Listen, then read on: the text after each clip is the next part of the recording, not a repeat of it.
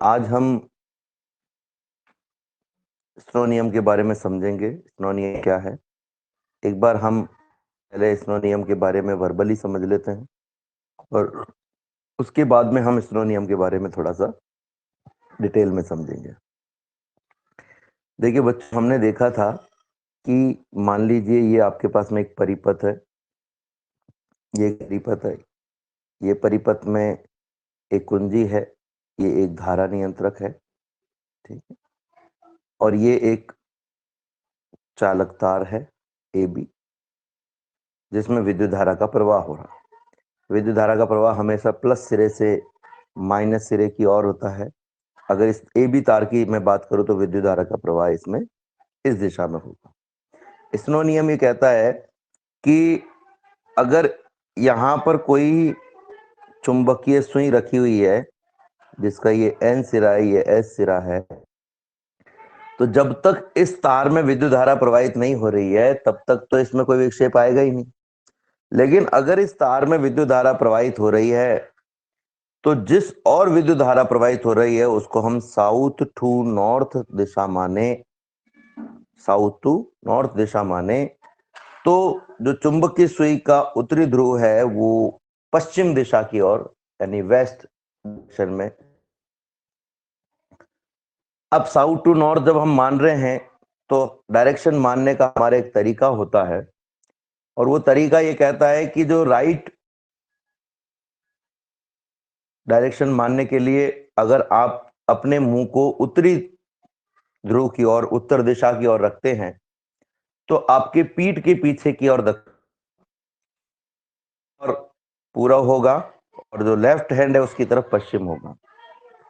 अगर मैं इस मोबाइल को इस प्रकार कि मुझे जो तार में विद्युत धारा की दिशा है वो उत्तर से दक्षिण से उत्तर की ओर दिखाई दे, स्नो नियम में एस एन ओ डब्ल्यू है ओवर वेस्ट। ये कहता है if direction of current is south to north then the needle over needle variation is over west, यानी कि जो चुंबकीय सुई है उसका जो वेरिएशन होगा, उसके ऊपरी सिरे का जो वेरिएशन होगा वो वेस्ट यानी पश्चिम की तरफ होगा। तो अगर मैं अपने मोबाइल को इस तरीके से रखूं कि मुझे ये जो धारा की दिशा है वो साउथ से नॉर्थ की ओर दिखाई दे, तो ऐसी स्थिति में ये कि जो चुंबकीय सुई है उसका उत्तरी ध्रुव है वो वेस्ट की ओर मुड़ जाएगा। तो अगर ये साउथ है, ये नॉर्थ है, इस तरफ वेस्ट होगा क्योंकि ये मेरे राइट में होगा और ये मेरे लेफ्ट में होगा। लेकिन एक और जो परेशानी यहां पर आती है इसको समझने में, वो दिक्कत ये होती है कि आप इसे बोर्ड पर समझ रहे होते हो और बोर्ड जो होता है वो वर्टिकल होता है, हॉरिजॉन्टल नहीं होता है, क्षैतिज नहीं होकर के ऊर्ध्वाधर होता है, और जो दिशाएं हैं वो क्षैतिज होती है, ऊर्ध्वाधर नहीं होती है। यानी कि जो उत्तरी ध्रुव जैसे हम नॉर्मली जब बनाते हैं तो हम इस तरीके से बनाते हैं, एन एस, ठीक है, नॉर्थ साउथ, ये ईस्ट, ये वेस्ट। ऐसा लग रहा है जैसे नॉर्थ तो ऊपर आसमान में है और साउथ नीचे जमीन में है। इस बोर्ड के अकॉर्डिंग अगर नॉर्थ और साउथ, ईस्ट और वेस्ट, ये सब इस धरती पर ही है। केवल जो चित्र है अगर मैं इस बोर्ड को हॉरिजॉन्टल कर देता, क्षैतिज कर देता, तो जो बोर्ड पे लिखा हुआ है वो आपको दिखाई नहीं देता। इस वजह से बोर्ड को वर्टिकल रखा जाता है कि भाई जो बोर्ड पे लिखा जाए वो आपको दिखाई दे, और इसलिए चित्र में आपको ऐसा लग रहा है कि नॉर्थ जो है वो ऊपर की ओर है और साउथ जो है वो नीचे की ओर है। अब अगर मैं इस मोबाइल को पृथ्वी तल के समानांतर इस प्रकार से पकड़ूं कि जो धारा की दिशा है वो मुझे साउथ टू नॉर्थ दिखाई दे, तो ये जो चुंबकीय सुई है, ये जो चुंबकीय सुई है, इस चुंबकीय सुई का ये जो उत्तरी ध्रुव है, ये जो दक्षिण, चुंबकीय सुई एक प्रकार का चुंबकीय होता है, तो अगर मैं धारा की दिशा को साउथ टू नॉर्थ मान रहा हूं तो ये दिशा मेरे लिए ईस्ट हो जाएगी और ये वाली दिशा मेरे लिए वेस्ट हो जाएगी। तब चुंबकीय सुई का जो उत्तरी ध्रुव है वो वेस्ट की ओर यानी इस ओर घूम जाएगा, यानी ये चुंबकीय सुई अब इस प्रकार से हो जाएगी आपके पास, इस प्रकार से। और जैसे ही मैंने धारा की दिशा चेंज कर दी, धारा की दिशा मैंने चेंज कर दी, अब धारा की दिशा इस तरफ हो गई है, इस तरफ हो गई, तो ये सिरा अब साउथ की तरह बिहेव करेगा, ये सिरा अब नॉर्थ की तरह बिहेव करने का मतलब हम इससे साउथ और नॉर्थ मान सकते हैं। धारा की दिशा को हम क्या मानेंगे? धारा की दिशा को हम साउथ टू नॉर्थ मानेंगे। धारा की दिशा अब यूं हो गई है, south to north.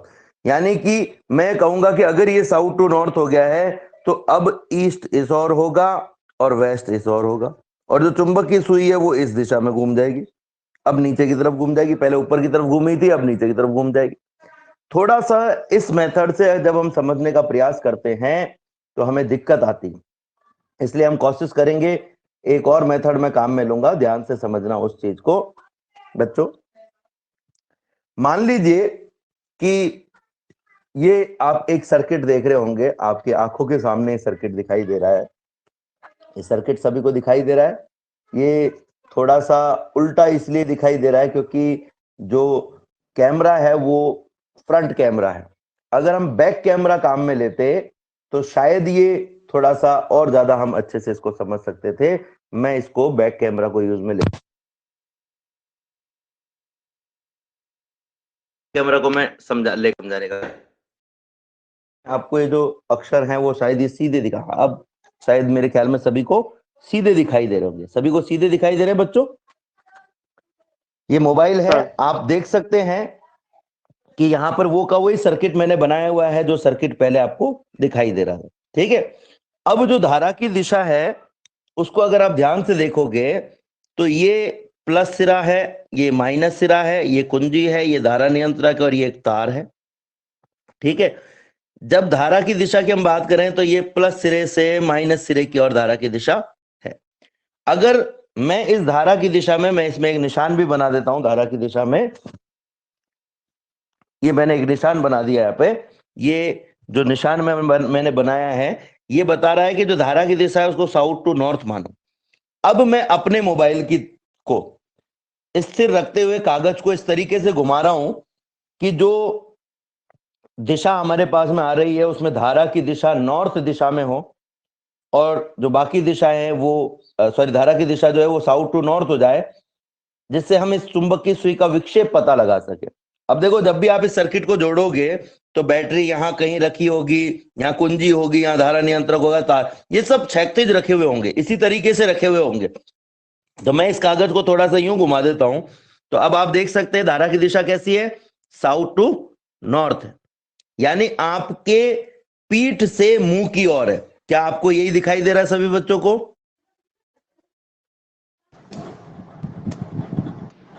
Yes sir.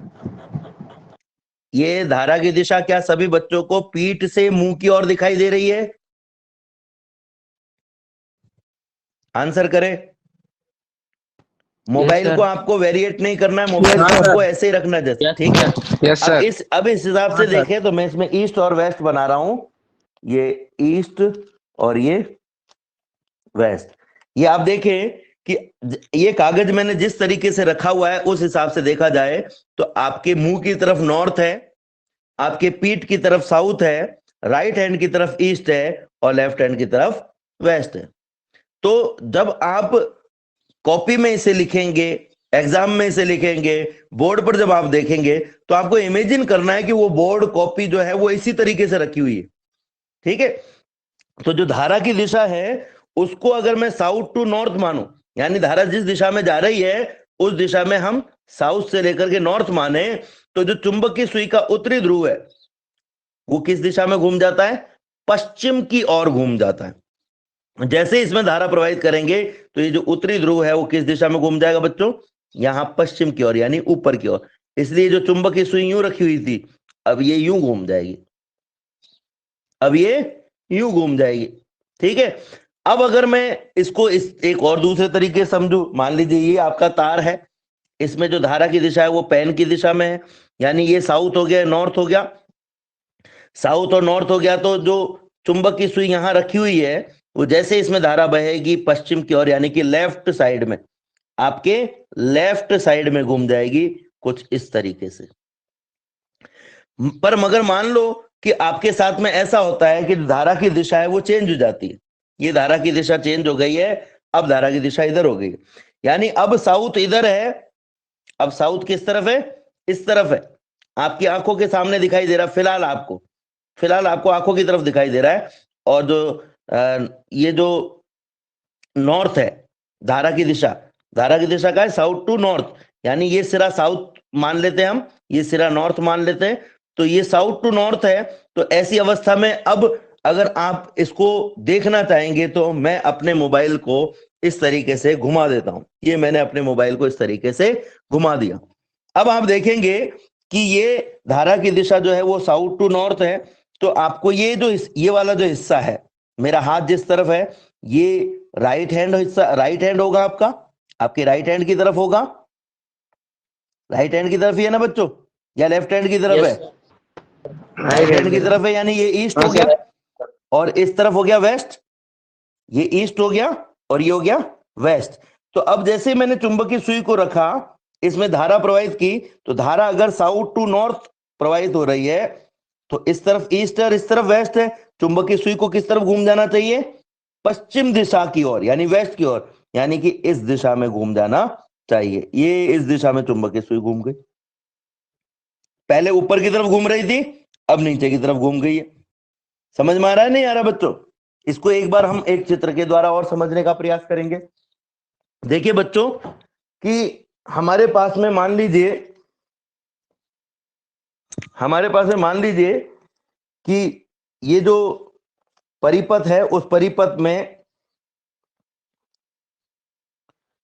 परिपथ में मैंने धारा की दिशा को परिवर्तित कर दिया। अब आप देख सकते हैं यहां पर जो धारा की दिशा है, ये प्लस सिरा है, ये माइनस सिरा है। प्लस सिरे से धारा निकलते हुए माइनस सिरे की ओर जाएगी। जब प्लस सिरे से निकलते हुए माइनस सिरे की ओर जाएगी विद्युत धारा, तो जो विद्युत धारा की दिशा है, अगर मैं उसको साउथ से नॉर्थ की ओर लूं, यानी कि विद्युत धारा की दिशा के हिसाब से हम साउथ और नॉर्थ कंप्लीट करें, तो हम कहेंगे हमारे राइट साइड में ईस्ट होगा और जो लेफ्ट साइड है उसमें वेस्ट होगा। ये राइट साइड में ईस्ट हो गया और लेफ्ट साइड में वेस्ट हो गया।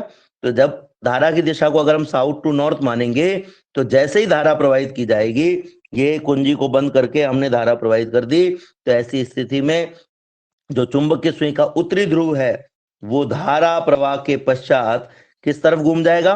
पश्चिम की ओर घूम जाएगा। किस तरफ घूम जाएगा? पश्चिम की ओर घूम जाएगा।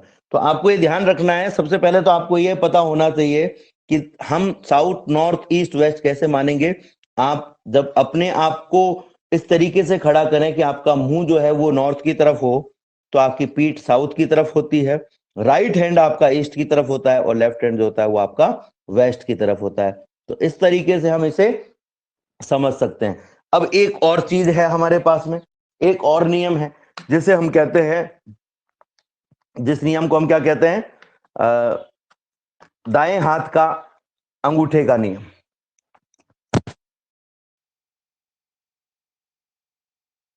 है कि अगर कोई धारावाही चालक तार है, ठीक है, अगर कोई सीधा धारावाही चालक तार है, मान लीजिए कि वो चालक तार ये पेन है, आपको दिखाई दे रहा है बच्चों? ये पेन दिखाई दे रहा है, ये मेरा राइट हैंड है, ये मेरा राइट हैंड है। हो सकता है कि आपको ये लेफ्ट में दिखाई दे रहा हो, पर मेरा ये राइट हैंड है। अब अगर मैं विद्युत धारा की दिशा को, अगर मैं विद्युत धारा की दिशा को इस पेन की दिशा में लूं, ठीक है ना, ये तार है, इसमें विद्युत धारा की जो दिशा है उसको मैं पेन की दिशा में ले लूं, ठीक है, और इमेजिन करो, आपको धारावाही चालक तार को पकड़ना नहीं है, इमेजिन करो कि आपने इस धारावाही चालक तार को इस तरीके से पकड़ा हुआ है कि आपका जो अंगूठा है, ये जो अंगूठा है, ये किस ओर है? विद्युत धारा की दिशा में है। ये अंगूठा किस ओर है? विद्युत धारा की दिशा में है। विद्युत धारा ऊपर है, ये अंगूठा भी ऊपर है। तो ये जो मुड़ी हुई उंगलियां हैं, ये जो मुड़ी हुई उंगलियां हैं जो इसके चारों तरफ घूम रही हैं, ये जो मुड़ी हुई उंगलियां हैं जो इसके चारों तरफ घूम रही हैं, ये मुड़ी हुई उंगलियां इस विद्युत धारा की दिशा के कारण चुंबकीय क्षेत्र की दिशा को इंगित करती हैं। ये मुड़ी हुई उंगलियां इस विद्युत धारा की दिशा के कारण चुंबकीय क्षेत्र की दिशा को इंगित करती हैं, ठीक है। ये एक बार फिर बैक कैमरे से भी समझ लेते हैं, क्योंकि यहां पर ओरिएंटेशन लेफ्ट वाली चीजें वो हमें राइट में दिखाई देती है, और जो राइट वाली अपनी बिटिया को इसमें शामिल कर लेता हूँ आज की क्लास में। बेटे तुम ये पकड़ो मोबाइल, है ना, और इसमें मेरी वीडियो बताओ। बच्चों देखो ये मोबाइल ये आपको दिखाई दे रहा है पेन, बोल के बताओ सर। ये यस सर। पेन जो है, इस पेन को आप मान लीजिए एक धारावाही चालक तार है, ठीक है, और इस धारावाही चालक तार में विद्युत धारा का प्रवाह हो रहा है। ये जो विद्युत धारा का प्रवाह है वो पेन के नोक की दिशा में है। तो अगर मैं अपने राइट हैंड से, ये मेरा सीधा हाथ है, ठीक है, राइट हैंड से इस चालक तार को इस प्रकार से पकड़ूं कि मेरी बंद मुट्ठी तार के ऊपर हो और जो अंगूठा है वो विद्युत धारा की दिशा में हो। ये अंगूठा किस ओर है? विद्युत धारा की दिशा में है। तो ऐसी स्थिति में ये जो मुड़ी हुई उंगलियां हैं, ये जो मुड़ी हुई उंगलियां हैं, ये मुड़ी हुई उंगलियां चुंबकीय बल रेखाओं को व्यक्त करती हैं। किसको बल व्यक्त करती हैं? चुंबकीय बल रेखाओं को। अब अगर हम चुंबकीय क्षेत्र की बात करें तो मान लीजिए कि आपको इस पॉइंट पर चुंबकीय क्षेत्र की दिशा चाहिए, तो ये जो चुंबकीय बल रेखाएं हैं जो कि इस तार के चारों ओर घूमी हुई आपको दिखाई दे रही हैं, उसके जिस बिंदु पर आपको चुंबकीय क्षेत्र की दिशा चाहिए उस बिंदु पर एक स्पर्श रेखा खींच दो। ये स्पर्श रेखा हमने खींच दी। अगर इस बिंदु पर पता लगाना है तो इस बिंदु पर स्पर्श रेखा खींच दो, अगर इस बिंदु पर पता लगाना है तो इस बिंदु पर स्पर्श रेखा खींच दो।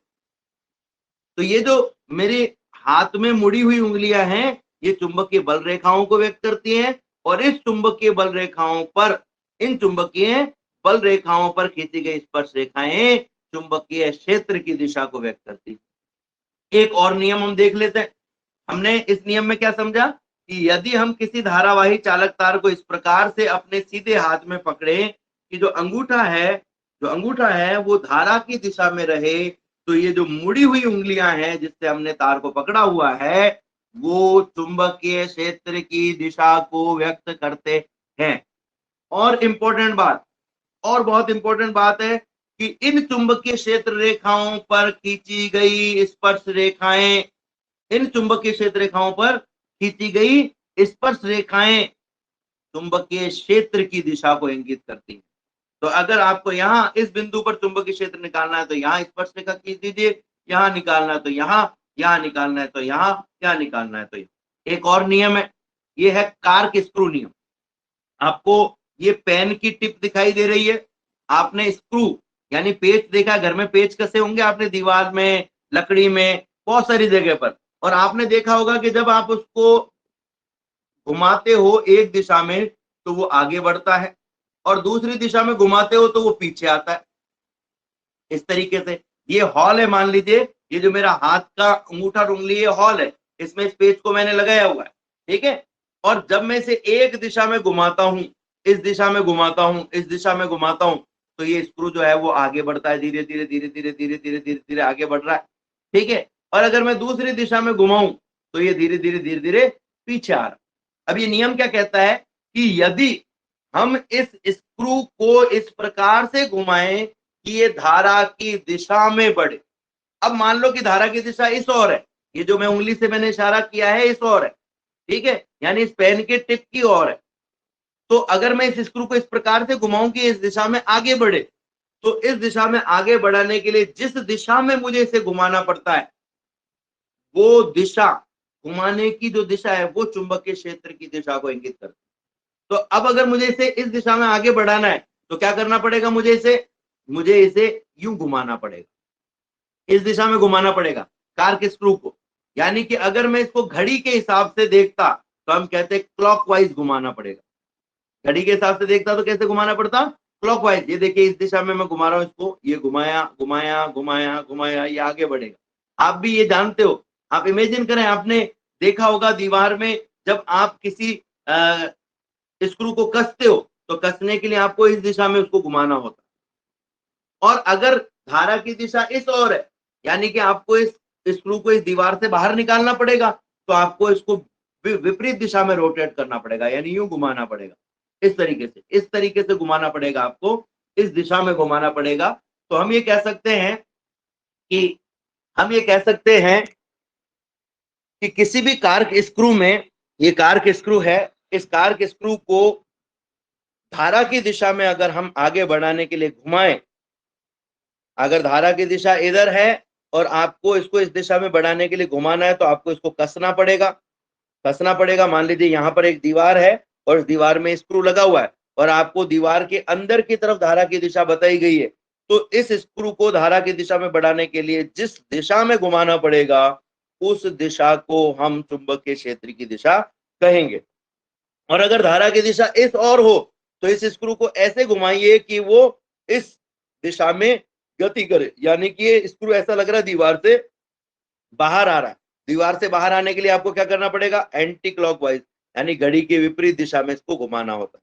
कसने के लिए आपको स्क्रू को इस दिशा में घुमाना पड़ेगा और जो बाहर निकालना है उसके लिए इसको इसके ठीक विपरीत दिशा में घुमाना पड़ेगा। तो बच्चों, हमने प्रयास किया है कि ये जो टॉपिक हम पढ़ रहे थे ये टॉपिक आप समझ पाओ आसानी से, कोशिश की है हमने। मुझे उम्मीद है कि आपको ये तीनों नियम समझ में आए होंगे। एक बार फिर हम इनको समझेंगे। अभी हमने इनको वीडियो के माध्यम से समझा है, अब हम इनको जो पीडीएफ है उस पीडीएफ के माध्यम से समझने का प्रयास करेंगे। एक बार फिर से स्लो नियम मेरे हिसाब से पूरी तरह से क्लियर होगा आपके लिए। अगर मैं दूसरे दो नियमों की बात करूं तो जो पीडीएफ में चित्र है वो चित्र को आप ध्यान से देखें, उस चित्र से आपके बहुत कुछ समझ में आ जाएगा। ये चित्र आपको दिखाई दे रहा होगा और इस चित्र में आप देख पा रहे होंगे सबसे पहले दाएं हाथ के अंगूठे का नियम, जो अभी हमने समझने का प्रयास किया था वीडियो के माध्यम से। अब इस नियम को हम पीडीएफ के माध्यम से समझने का प्रयास करेंगे। ये एक धारावाही चालक तार है। ये नियम ये कहता है कि यदि हम इस धारावाही चालक तार को अपने राइट हैंड में इस प्रकार से पकड़ें, जैसा कि इस चित्र में आपको दिखाई दे रहा है, इस प्रकार से पकड़ें कि जो अंगूठा है वो धारा की दिशा में रहे, अंगूठा धारा की दिशा में रहे, तो ये जो मुड़ी हुई उंगलियां हैं ये चुंबकीय क्षेत्र रेखाओं की दिशा को, ये मुड़ी हुई उंगलियां चुंबकीय क्षेत्र रेखाओं की दिशा को इंगित करती है। और इन चुंबकीय क्षेत्र रेखाओं के किसी बिंदु पर खींची गई स्पर्श रेखा, किसी भी बिंदु पर खींची गई स्पर्श रेखा उस बिंदु पर चुंबकीय क्षेत्र की दिशा को व्यक्त करती है। एक और नियम है मैक्सवेल का कार्क स्क्रू नियम। ये एक स्क्रू है, सपोज ये एक स्क्रू है आपके पास में, ये एक स्क्रू है, इस तरह का एक स्क्रू है, ये इसमें चूड़ियां बनी हुई है, ये एक दीवार है सपोज, ठीक है।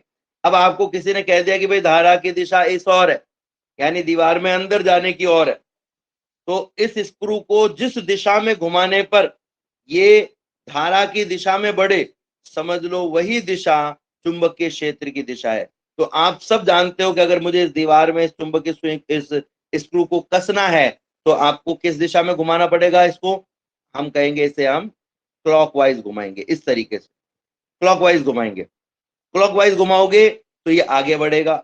घड़ी की सुई जिस तरीके से घूमती है उस दिशा में इसको आपको घुमाना पड़ेगा, उस दिशा में आपको घुमाना पड़ेगा। हम ये कह सकते हैं इसको ऊपर से ये इस ओर, ये इसके घूर्णन की दिशा होगी, इस स्क्रू के घूर्णन की दिशा इस तरीके से होगी। तो ये जो घूर्णन की दिशा है इसकी, यही चुंबकीय क्षेत्र की दिशा को व्यक्त करती है। और अगर हम ये कहें कि इसमें धारा की जो दिशा है वो इस दीवार की ओर नहीं है, दीवार से बाहर जाने की दिशा में, यानी इस दिशा में है, तो स्क्रू को आपको पीछे लाना है, यानी स्क्रू को कसने की बजाय ढीला करना पड़ेगा। तो उसके लिए जिस दिशा में इसको घुमाना पड़ेगा वही दिशा चुंबकीय क्षेत्र की दिशा होगी। तो हम सब जानते हैं इसको घुमाना कैसे पड़ेगा, हमें एंटी क्लॉकवाइज इस दिशा में घुमाना पड़ेगा।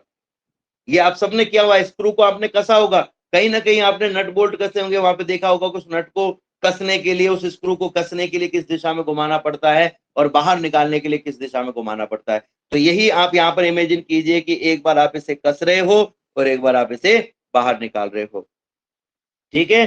अच्छा, अब कोई ऐसा छात्र जिसको ये तीनों नियम समझ में नहीं आए हो, या तीनों में से कोई एक नियम समझ में नहीं आया हो, समझ में आ गया क्या बच्चों? Yes sir. चलो बढ़ते हैं हम। तो अब हमें अगला जो टॉपिक पढ़ना है वो है चुंबकीय क्षेत्र में धारावाही चालक तार। हमने पढ़ा था ऑरस्टेड के प्रयोग हमने देखे। ऑरस्टेड के प्रयोग के बाद में हमने देखा कि जब भी किसी चालक तार, ध्यान से सुनिएगा मेरी बात, या कहीं पर भी कोई चुंबकीय क्षेत्र है, सपोज उस चुंबकीय क्षेत्र में आवेश गति करता है, ये एक चुंबकीय क्षेत्र है, इसमें कोई आवेश गति करता है, तो उस पर एक चुंबकीय बल कार्य करता है जिसका मान हमने निकाला था F बराबर Q V क्रॉस B। ठीक है। अब अगर मैं किसी चालक की बात करूं और वो चालक जो है वो किसी चुंबकीय क्षेत्र में रखा हुआ है, ध्यान से समझना, ये एक चुंबकीय क्षेत्र है इस चुंबकीय क्षेत्र में एक चालक रखा हुआ है, ये एक चालक है। ठीक है। हमने क्या कहा था कि जब भी चुंबकीय क्षेत्र में कोई भी आवेश गति करेगा तो उस आवेश पर एक चुंबकीय बल लगता है जिसका मान F बराबर Q into V cross B होता है। ये हम निकाल चुके ऑलरेडी। अब मैं ये कह रहा हूं कि एक चालक रखा हुआ है चुंबकीय क्षेत्र में और इस चालक में धारा प्रवाहित हो रही है। कोई मुझे बता सकता है धारा प्रवाह का मतलब क्या होता है? सर इलेक्ट्रॉनों का प्रवाह, मुक्त इलेक्ट्रॉनों का प्रवाह। Very good. मुक्त इलेक्ट्रॉनों का प्रवाह या हम कहें आवेश का प्रवाह यानी आवेश की गति। तो अगर इस चालक में धारा प्रवाहित हो रही है तो इसका मतलब इसके अंदर जो भी आवेश वाहक है, किसी भी चालक में आवेश वाहक मुक्त इलेक्ट्रॉन होते हैं। अगर हम बैटरी या सेल की बात करेंगे तो वहां धनायन और ऋणायन दोनों ही होते हैं। ठीक है। और अगर हम सेमीकंडक्टर की बात करें तो वहां पर मुक्त इलेक्ट्रॉन के साथ साथ हॉल भी जो होते हैं वो आवेश वाहक होते हैं। पर अभी हम केवल सामान्य चालक की बात करते हैं। सामान्य चालक में इलेक्ट्रॉन जो होते हैं वो गतिशील अवस्था में होते हैं। तो अब जब ये इलेक्ट्रॉन जैसे इस चालक तार में विद्युत धारा प्रवाहित करेंगे और ये इलेक्ट्रॉन इसमें गति करेगा, चाहे वो इस दिशा से या ए से बी की ओर गति करे, चाहे वो बी से ए की ओर गति करे, अभी हम उस पर बात नहीं कर रहे हैं। ठीक है। अभी मैं उस पर बात नहीं कर रहा हूं, उस पर चर्चा मैं बाद में करूंगा। ठीक है। उस पर मैं चर्चा बाद में करूंगा कि किस ओर गति कर रहा है। तो गति तो कर रहा है, हम सब जानते हैं किसी भी चालक में इलेक्ट्रॉनों की जो गति होती है उसको हम कहते हैं अपवाह गति। तो अपवाह वेग से गति करेगा और जब ये गति करेगा तो गति करते हुए इलेक्ट्रॉन, चुंबकीय क्षेत्र में गति करते हुए इलेक्ट्रॉन पर एक बल कार्य करता है जिसे हम कहते हैं चुंबकीय बल। इसका मान क्या होगा? Q V cross B। यानी इन इलेक्ट्रॉनों पर एक बल कार्य करेगा, वो जिस भी दिशा में कार्य करेगा उस दिशा में इस बल के कारण इलेक्ट्रॉनों की जो गति है वो प्रभावित होगी। ठीक है। अब इस बल का क्या इफेक्ट पड़ेगा इलेक्ट्रॉनों की गति पर, या इलेक्ट्रॉनों की गति का इस बल पर क्या प्रभाव पड़ेगा, वो हमें यहां पर समझना है। तो धारावाही चालक तार एक रखा हुआ, धारावाही चालक तार हम कहते हैं ऐसे चालक तार को जिसमें धारा प्रवाहित हो रही है। ठीक है।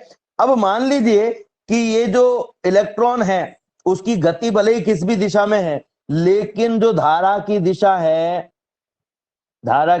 है वो इस दिशा में है और चुंबकीय क्षेत्र की दिशा इस दिशा में। इन दोनों के बीच में कोण थीटा है। ठीक है ना। एक बात देखिए, मैंने आपको पहले भी कहा था जब हम सूत्र लिखते हैं F बराबर Q V क्रॉस B, ठीक है, और इस सूत्र को हम खोलते हैं तो हमारे पास में आता है Q V थीटा n क्या।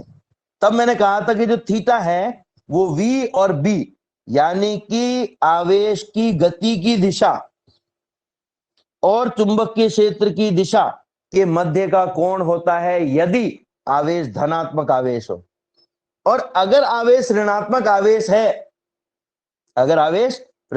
आवेश है तो जिस भी दिशा में आवेश गति कर रहा है उसके ठीक विपरीत दिशा और चुंबकीय क्षेत्र यानी वेग के विपरीत दिशा, ऋणात्मक आवेश के लिए वेग की दिशा और चुंबकीय क्षेत्र की दिशा के बीच का कोण थीटा, और धनात्मक आवेश के लिए, सॉरी, ऋणात्मक आवेश के लिए हम क्या कहेंगे? वेग की दिशा के विपरीत वाली जो दिशा है और चुंबकीय क्षेत्र की जो दिशा है उसके मध्य का कोण। ठीक है। फिर से समझ लो, मान लीजिए एक धनावेश गति कर रहा है। ठीक है। मैं यहां पर कोण बना के बता देता हूं आपको। ये एक धनावेश जो है वो इस दिशा में गति कर रहा है और ये चुंबकीय क्षेत्र इस दिशा में है। इन दोनों के बीच का कोण हो गया थीटा धनावेश के लिए। ये जो थीटा हम लिखेंगे सूत्र में F बराबर QVB साइन ऑफ थीटा। इसमें जो थीटा है यहाँ, ये Q आवेश का परिमाण है, V वेग का परिमाण है, B चुंबकीय क्षेत्र का परिमाण है और ये थीटा V और B के बीच का कोण है। अगर मैं ऋणात्मक आवेश के लिए भी यहाँ Q को आवेश का परिमाण लूं तब ये जो थीटा है ये वेग की दिशा और चुंबकीय क्षेत्र की दिशा के बीच का कोण नहीं होता। ये जो थीटा है ये वेग की दिशा के विपरीत दिशा यानी इस दिशा और चुंबकीय क्षेत्र की दिशा के बीच का कोण होता है। ठीक है, अब अगर मैं इन दोनों को कंक्लूड करूं तो आपके क्या समझ में आएगा, देखो समझते हैं हम इसको। अगर मैं धनावेश लेता तो उसके वेग की दिशा इस और है, और जिस और वेग की दिशा होती है उसी और धारा की दिशा होती है, यानी ये एक तरीके से विद्युत धारा की दिशा भी है। तो एक तरीके से हम कह सकते हैं ये विद्युत धारा और चुंबकीय क्षेत्र की दिशा के बीच का कोण हो गया। ठीक है, अब अगर ये ऋणात्मक आवेश होता तो ऋणात्मक आवेश इस दिशा में गति कर रहा है, हमें कोण ऋणात्मक आवेश की गति की दिशा से नहीं लेना होता है, ऋणात्मक आवेश की गति के विपरीत जो भी दिशा है, तो विपरीत तो ये दिशा है। लेकिन हम सब ये भी जानते हैं कि ऋणात्मक आवेश के लिए विद्युत धारा की दिशा आवेश की गति की दिशा के विपरीत होती है, यानी आवेश इस दिशा में गति कर रहा है तो धारा इस दिशा में गति करेगी, यानी ये धारा की दिशा हो गई। तो हमें कोण थीटा ये लेना पड़ेगा ऋणात्मक आवेश के लिए, यानी ये भी धारा और चुंबकीय क्षेत्र के बीच का कोण है। तो जब भी धनात्मक आवेश गति करे चाहे ऋणात्मक आवेश गति करे, अगर आप कोण वेग की दिशा से ले रहे हो, चुंबकीय क्षेत्र और वेग की दिशा के बीच का कोण ले रहे हो, तो आपको वो जो नियम अभी मैंने बताए धनात्मक और ऋणात्मक आवेश के लिए उनको फॉलो करना होगा। लेकिन अगर आप कोण वेग की दिशा से नहीं लेकर के धारा की दिशा से ले रहे हैं, तो ये जो थीटा आएगा इस सूत्र में, ये हमेशा ही धारा और चुंबकीय क्षेत्र की दिशा के मध्य का कोण होगा। अब हम शुरू करते हैं। मान लीजिए एक चालक तार है जिसमें मुक्त इलेक्ट्रॉन गतिशील है। चालक तार की जो लंबाई है वो L है और जो अनुप्रस्थ काट क्षेत्रफल है वो A है। चालक तार जो है उसकी लंबाई तो है L और जो अनुप्रस्थ काट क्षेत्रफल यानी इस भाग का जो क्षेत्रफल है वो है A। ठीक है, चुंबकीय क्षेत्र B में ये रखा हुआ है। जब इलेक्ट्रॉन गतिशील होते हैं तो हम सब जानते हैं चालक तार में जब भी विद्युत धारा प्रवाहित होती है, इलेक्ट्रॉन गतिशील होते हैं तो उनकी जो गति होती है उसका जो वेग होता है उसको हम कहते हैं अपवाह वेग। उसको हम क्या कहते हैं? अपवाह वेग। ठीक है, अब ये चालक, इस चालक को हमने क्या किया, धारावाही चालक को हमने चुंबकीय क्षेत्र में रख दिया, या चालक को चुंबकीय क्षेत्र में रख करके उसमें धारा प्रवाहित करना शुरू कर दिया। उस स्थिति में क्या होगा बच्चों, क्योंकि धारा प्रवाह का मतलब आवेश का प्रवाह है, यानी आवेश चुंबकीय क्षेत्र में जब गति करेगा तो इस पर एक बल कार्य करेगा जिसका मान होगा F बराबर Q VD cross B। F बराबर VD क्रॉस B। यहाँ पर V की जगह VD इसलिए आ गया क्योंकि चालक में मुक्त इलेक्ट्रॉनों की जो गति होती है उसका जो वेग होता है उसको हम अपवाह वेग कहते हैं। अब अगर मैं इस ब्रैकेट को खोल दूं तो हम सब जानते हैं कि अगर A क्रॉस B हो तो A क्रॉस B को खोलने पर आपके पास में आता है AB sine theta n cap, जहां पर थीटा जो होता है वो A और B के बीच का कोण होता है, n कैप जो है वो A और B से बनने वाले तल के लंबवत दिशा है। तो हमारे पास में क्या आ जाएगा, F बराबर Q, ये तो ऑलरेडी बाहर है, इसको अगर हम इस सूत्र से खोलेंगे VD क्रॉस B को अगर हम A क्रॉस B वाले सूत्र से खोलें तो क्या आ जाएगा, VD into B sine of theta n cap. ठीक है, ये जो n कैप है ये दिशा को बताता है कि जो बल है उसकी दिशा वेग की दिशा और चुंबकीय क्षेत्र दोनों की दिशा के लंबवत होगी। ठीक है, अब हमें क्या करना, हमारा मूल उद्देश्य यहाँ पर अब इस समीकरण में ये जो Q है इस Q का मान निकाल करके रखना है। ठीक है, अगर मैं ये मानूं कि चालक के इकाई आयतन में इलेक्ट्रॉनों की जो संख्या है वो है स्मॉल n, जिसे हम चालक का इलेक्ट्रॉन घनत्व भी कहते हैं। इलेक्ट्रॉन घनत्व का मतलब क्या है, इकाई आयतन में इलेक्ट्रॉनों की संख्या, यानी हम कहेंगे कि 1 मीटर क्यूब में इलेक्ट्रॉनों की संख्या, इकाई आयतन में इलेक्ट्रॉनों की संख्या। ठीक है, ये हो गई स्मॉल n। अब अगर मैं ये कहूं कि इस तार का जो टोटल आयतन है 1 मिनट के लिए मान लो ये है V, तो इस V आयतन में इलेक्ट्रॉनों की संख्या कितनी होगी, तो हम कहेंगे V आयतन में इलेक्ट्रॉनों की संख्या। अच्छा एक बात मुझे बताओ कि कोई आपको कहे कि 1 मीटर क्यूब में 15 इलेक्ट्रॉन है, तो बताओ 3 मीटर क्यूब में कितने इलेक्ट्रॉन होंगे?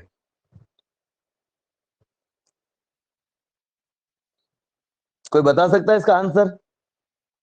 45 होंगे। और 2 मीटर क्यूब में? 30। 30। और 4 मीटर क्यूब में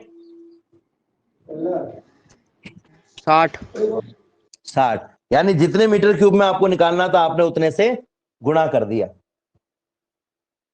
जितने मीटर क्यूब में आपको निकालना था आपने उतने से गुणा कर दिया, यही किया। तो अब अगर मुझे इकाई आयतन में स्मॉल n इलेक्ट्रॉन दिए हुए हैं और मुझे v आयतन में इलेक्ट्रॉनों की संख्या निकालनी है तो क्या करना पड़ेगा? v से गुणा करना पड़ेगा। भाई 2 मीटर क्यूब में निकालना था तो आपने 2 से गुणा किया और 30 बता दिया। 3 मीटर क्यूब में निकालना था तो 3 से गुणा किया और 45 बता दिया। 4 मीटर क्यूब में निकालना था तो 4 से गुणा किया और 60 बता दिया। तो 1 मीटर क्यूब का मतलब इकाई आयतन ही होता है। तो इकाई आयतन में अगर स्मॉल n है तो इस 15 की जगह क्या जाएगा? स्मॉल n आ जाएगा। और ये जो 4 3 2 हम ले रहे हैं इसकी जगह हमने यहां पर कितने में पूछा? v में, तो यहां v आ जाएगा। तो हम कहेंगे v आयतन में कितना हो जाएगा? Small n into v। समझ में आई बात कि नहीं आई? भाई 1 मीटर क्यूब में स्मॉल n है तो v आयतन में कितना होगा? v से गुणा कर दो। ये बिल्कुल वैसे है जैसे एक पेंसिल 10 रुपए की आती है तो 10 पेंसिल कितने की आएगी? तो 10 से गुणा कर दो। 15 पेंसिल कितने की आएगी? तो 15 से गुणा कर दो। ठीक है। अब हमारा उद्देश्य यहां पर ये जो हमारे पास में आया ये है इलेक्ट्रॉनों की संख्या, इसको मैं कैपिटल N मान लेता हूं। अब अगर मैं बात करूं इस v की, तो हम सब जानते हैं कि कोई भी तार जो होता है वो नॉर्मली बेलनाकार होता है और बेलनाकार तार के लिए आयतन का सूत्र होता है पाई आर स्क्वायर एल या एच। ये पाई आर स्क्वायर क्या है? इस वृत्त का क्षेत्रफल है और एल क्या है? इसकी लंबाई है। ठीक है। यानी कि अगर मैं अनुप्रस्थ काट क्षेत्रफल, ये जो इस वृत्त का क्षेत्रफल इसी को हम अनुप्रस्थ काट क्षेत्रफल कहेंगे, अनुप्रस्थ काट क्षेत्रफल को लंबाई एल से गुणा करूं तो मेरे पास आयतन आ जाएगा। तो आयतन की अगर हम बात करें तो आयतन v का जो मान होगा वो कितना होगा हमारे पास में? v बराबर होगा a इंटू एल। ये v बराबर हो गया a इंटू एल। हमेशा आपको आयतन का मान निकालना है तो अनुप्रस्थ काट क्षेत्रफल को लंबाई से गुणा कर दीजिए, ये उस भाग का आयतन आपके पास में आ जाएगा। ये जो मान है वो इस समीकरण में रख दीजिए। तो कैपिटल N का जो मान है, कैपिटल N जो क्या है? v आयतन में इलेक्ट्रॉनों की संख्या, इसका मान कितना हो जाएगा? स्मॉल n और v की जगह आ जाएगा a इंटू एल। ठीक है। ये केवल इलेक्ट्रॉनों की संख्या आई है v आयतन में। अब मुझे आवेश निकालना है इलेक्ट्रॉनों का, कितना होता है? तो हम सब जानते हैं कि अगर इलेक्ट्रॉनों की संख्या या किसी भी आवेश की संख्या की हम बात करें, इलेक्ट्रॉनों की संख्या अगर कैपिटल N हो, एक इलेक्ट्रॉन का आवेश होता है E, तो टोटल आवेश हो जाएगा N इंटू E। एक इलेक्ट्रॉन का आवेश हो गया E और अगर टोटल N इलेक्ट्रॉन है तो N से गुणा कर दो तो टोटल आवेश कितना आ जाएगा आपके पास में? Q बराबर NE। हमने यहां पर जो आवेश है उसे स्मॉल q माना है तो मैं यहाँ स्मॉल q लिख देता हूं, स्मॉल q बराबर NE। अब यहां पर इस n की वैल्यू रखनी है हमें, तो n की वैल्यू हम रख देते हैं। n की वैल्यू हमने अभी भी निकाली, कितनी है? Small n a into L, small n a into L into E. ये हमारे पास में आवेश q की वैल्यू आ गई। फिर से एक बार समझ लेते हैं इसको। ये हमने जो अभी भी किया है उसको हम फिर से एक बार समझेंगे तो थोड़ा सा अच्छे से क्लियर हो जाएगा ये टॉपिक। हमने कहा कि चूंकि एक चुंबकीय क्षेत्र में चालक तार रखा हुआ है, इसमें धारा बह रही है, धारा बहने का आवेश का प्रवाह, धारा बहने का मतलब आवेश का प्रवाह हो रहा है। और जब भी आवेश गति करता है चुंबकीय क्षेत्र में तो उस पर एक बल कार्य करता है, इसको हम कहते हैं F बराबर Q V क्रॉस B। अब अगर इस ब्रैकेट को मैं खोलूं तो ये हो जाएगा F बराबर Q V B sine of theta n cap. चालक की इकाई आयतन में इलेक्ट्रॉनों की संख्या स्मॉल n है तो चालक के V आयतन में इलेक्ट्रॉनों की संख्या कितनी होगी? Small n into V। यहां जो कैपिटल N है ये इलेक्ट्रॉनों की संख्या आई है। अब चालक का जो आयतन है वो हमें निकालना है, तो चालक का आयतन होगा V बराबर A इंटू एल। ये कैसे आया? मैंने पहले भी आपको बताया, अभी फिर से बता रहा हूं। ये एक तार है जिसकी लंबाई L है और इसके वृत्तीय भाग का क्षेत्रफल A है। हम सब जानते हैं आयतन का सूत्र होता है पाई आर स्क्वायर एल। तो पाई आर स्क्वायर इस वृत्तीय भाग का क्षेत्रफल हो गया जिसको A लिख सकते हो और L की जगह L आ गया तो ये आयतन आ जाएगा A इंटू एल। ये जो आयतन का मान है वो इस समीकरण में रख दो, स्मॉल कैपिटल N की समीकरण में। तो हम कहेंगे कैपिटल N का जो मान है यानी V आयतन में इलेक्ट्रॉनों की जो संख्या है हमारे पास में वो हो जाएगी, V आयतन में इलेक्ट्रॉनों की संख्या हो जाएगी कैपिटल N बराबर स्मॉल n इंटू V था, V की जगह आ गया A इंटू एल। एक इलेक्ट्रॉन का आवेश हम सब जानते हैं स्मॉल e होता है।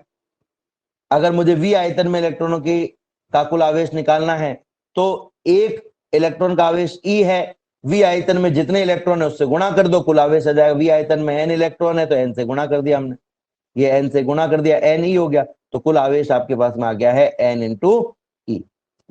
यहां पर स्मॉल ये कैपिटल N का मान यहां से रख दीजिए, जो कि स्मॉल n a l है, तो Q बराबर हो जाएगा n E l। ये जो Q का मान है ये हम पिछली समीकरण में रखेंगे, जो पिछली समीकरण हमें प्राप्त हुई है उस समीकरण में हम रखेंगे स्मॉल स्मॉल Q का जो मान है। तो हमारे पास समीकरण थी F बराबर Q V B sine of theta N cap, ठीक है।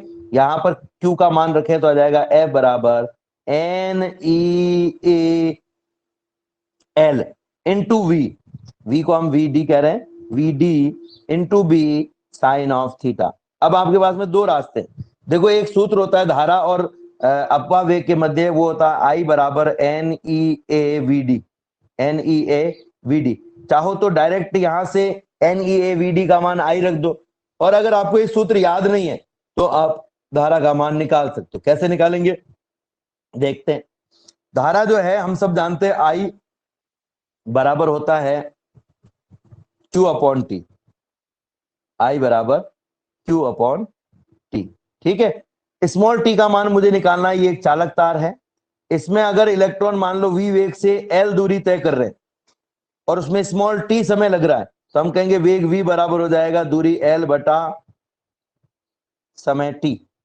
इस t को इधर ले जाओ तो आपके पास में आ जाएगा t बराबर l upon v, l upon v, ठीक है। ये I का जो सूत्र है उसमें हम Q का मान और इस T का मान रख देते हैं। Q का मान कितना, अभी अभी हमने निकाला था Q का मान हमारे पास में था N E A L, और जो T है उसका मान हमारे पास में आ गया है L अपॉन वी डी। ये L से L कट गया, वी डी ऊपर चला गया, तो सर आपके ये पास n में आ स्मॉल जाएगा होगा ना, कौन सा N स्मॉल होगा, ये हाँ सॉरी ये N N स्मॉल होगा, ये N स्मॉल होगा, बाय मिस्टेक लिख दिया मैंने, स्मॉल n होगा, स्मॉल n। ये वीडी ऊपर चला गया तो I बराबर आ जाएगा small n E A into V D. ये जो I का मान आया है ये मान हम पिछली समीकरण में रखेंगे, यहां से n ई ए और वी डी इनको हटा करके हम इसकी जगह क्या लिखेंगे, I लिखेंगे। तो क्या बचेगा हमारे पास में, देखो F बराबर N E A V D को हटा के मैंने लिख दिया I, L ऑलरेडी है, B ऑलरेडी है, साइन थीटा ऑलरेडी है और एन कैप ऑलरेडी। तो सूत्र क्या बन जाएगा, I L B sine theta. ये देखिए यहां पर हमारे पास में सूत्र बन जाएगा I L B sine of theta N cap, ये F का सूत्र बन गया बल का।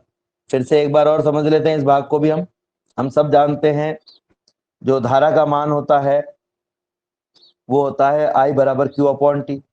अपवाह चाल Vd बराबर होगा तार की लंबाई बटा समय अंतराल, क्योंकि तार में धारा बहरी आवेश तार में ही गति कर रहा है तो तार की लंबाई के बराबर ही दूरी तय करेगा, ठीक है।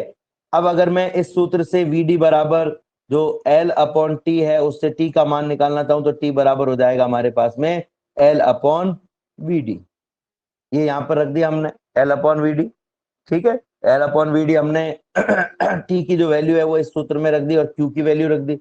तो Q की वैल्यू अभी अभी हमने निकाली थी थोड़ी देर पहले, वो थी एन ई ए एल, और T की value L upon Vd। L से L कट गया, ये L से L कट गया और जो Vd है वो ऊपर आ गया, तो आपके पास में आ जाएगा एन ई ए Vd। ये जो समीकरण 4 हमारे पास में आई है इसमें एन ई ए Vd का मान ये समीकरण 3 में अगर हम रख दें तो जो समीकरण है हमारे पास में वो आ जाएगी F बराबर I L B sine theta N cap, ठीक है। अब अगर मैं इसको सदिश रूप में लिखना चाहूं तो हम सब जानते हैं कि A B sine theta N cap को आप ए क्रॉस बी लिख सकते हो बशर्ते ए और बी दोनों सदिश राशियां और थीटा इनके बीच का कोण हो। तो अगर हम बात करें आई की, आई एल बी में 3 राशियां हैं, I L B sine theta N cap, ठीक है। इसमें बी तो एक सदिश राशि है लेकिन 2 सदिश राशियां होनी चाहिए, एक तो ए और एक बी, ए और बी का मतलब है 2 राशियां होनी चाहिए यहाँ पर। तो एक राशि तो हमारे पास में आ गई अब ये जो दोनों राशियां, इनमें से एक सदिश राशि हमें ढूंढनी पड़ेगी। तो ना आई एक सदिश राशि है ना एल एक सदिश राशि है। आई भी सदिश राशि नहीं है और एल भी सदिश राशि नहीं है, तो क्या हम इसे सदिश गुणा के रूप में लिख सकते हैं? हम कहेंगे नहीं, लेकिन आई और एल को दोनों को मिला दो तो ये एक सदिश राशि बन जाती है। क्योंकि आपको ध्यान हो तो हमने अभी भी लिखा है वी डी बराबर एल अपॉन टी। ये एल वास्तव में विस्थापन है, ये एल वास्तव में क्या है? विस्थापन, जो कि एक सदिश राशि है, धारा की दिशा में विस्थापन।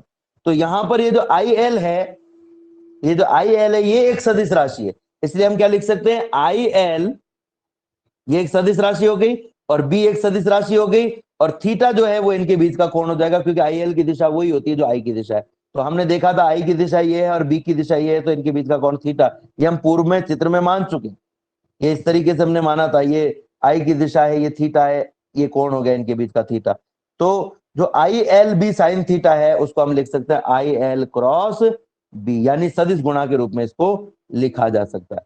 आई एल बी साइन थीटा को आई एल क्रॉस बी लिखा जा सकता है। फिर से बता रहा हूं मैं, I L B sine theta को हम क्या लिख सकते हैं? आई एल क्रॉस बी, ठीक है। ये आई एल क्रॉस बी, जैसे हमने लिखा था Q V B sine theta में, ये वी और बी सदिश राशि थे, थीटा इनके बीच का कोण था, तो हमने इसको लिख दिया था V cross B. V B sine theta को हमने लिख दिया था वी क्रॉस बी। ऐसे ही एल बी साइन थीटा को हम लिख रहे हैं एल क्रॉस बी, लेकिन इस अकेले एल की कोई दिशा नहीं है विदाउट धारा के, यानी कि धारावाही अल्पांश, इसको कहते हैं आई एल को धारावाही अल्पांश। इस धारावाही अल्पांश की दिशा धारा की दिशा में होती है। ना तो धारा एक सदिश राशि है, ना एल एक सदिश राशि है, दोनों आई एल मिलकर के एक सदिश राशि बनाते हैं।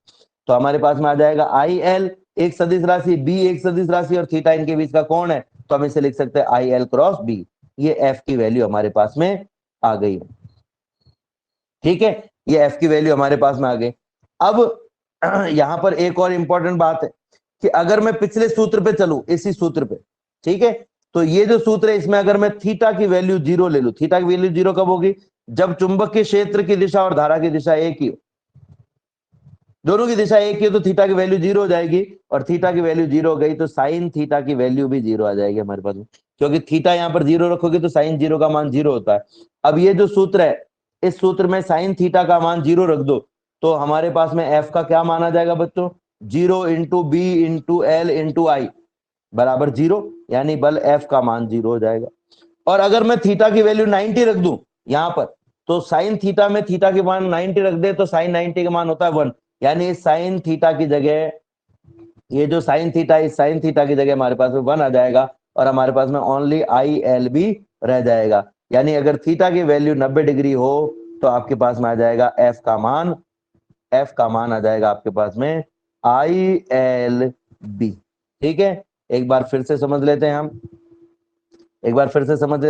इस तथ्य को भी, कि जब एफ, ये थीटा का मान 0 है सॉरी, थीटा का मान 0 है तो साइन 0 का मान 0 होगा, और ये जो समीकरण है, इस समीकरण में साइन थीटा का मान 0 रख दो तो एफ का मान भी 0 आ जाएगा। ये कब होगा? जब थीटा का मान 0, और थीटा का मान 0 कब होगा? जब चुंबकीय क्षेत्र की दिशा में ही धारा बहे। तो हम कहेंगे यदि धारावाही चालक तार चुंबकीय क्षेत्र के समानांतर रखा हुआ है तो आपके पास में इस तार पर कोई भी बल नहीं लगेगा, कोई भी चुंबकीय बल कार्य नहीं करेगा।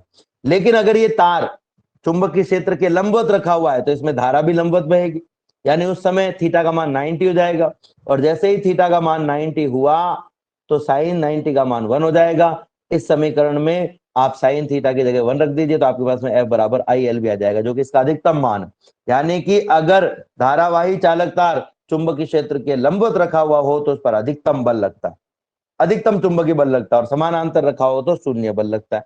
तो इस प्रकार से हम ये समझ सकते हैं